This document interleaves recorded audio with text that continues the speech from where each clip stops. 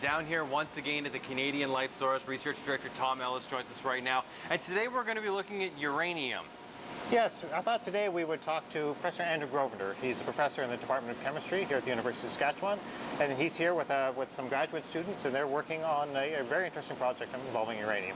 And how fantastic for him that he happens to not only work at the U of S, but get to experience the beamline, probably not whenever he'd like. I would imagine you guys have a pretty tight schedule, but all the same, he's probably here on a regular basis. Yes, I mean, in order to get access to the beamline, there's an international peer review process, but being located close by, there's certain advantages. It's easier to schedule access to the beamlines. Excellent. Well, let's hop on down and meet him then, shall we? Fantastic.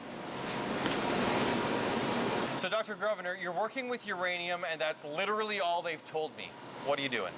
Well, so today we're starting one study of a 2-year study in collaboration with Riva Resources Canada to help them understand the calcium speciation in their tailings at their tailings management facility at McLean Lake, so in northern Saskatchewan.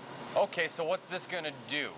Well, the tailings are the solid waste material that comes out of their mill process when they refine the ore to extract uranium. And that's always a byproduct. Waste is just a byproduct of uranium extraction. It's a big news story a lot of the time because people oppose these uranium mines. What are you hoping to achieve?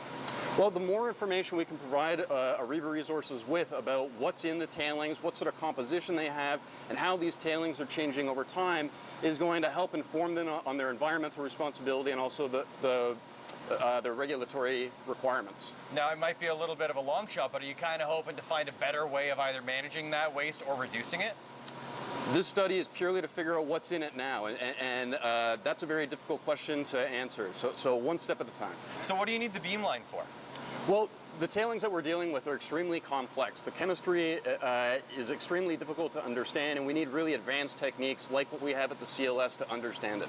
And so you work out of the U of S. How grateful are you to have a facility like this kicking around? Well, this is why I joined the U of S, is because the c.l.s. is here and I can do the research that my group does. Do you have any plans on the other side of the study, or is it just see what you can do for now? I'm going to minimize it and say, yeah, see what we can see for now and go from there. As I said, this is the first step of a 2-year study.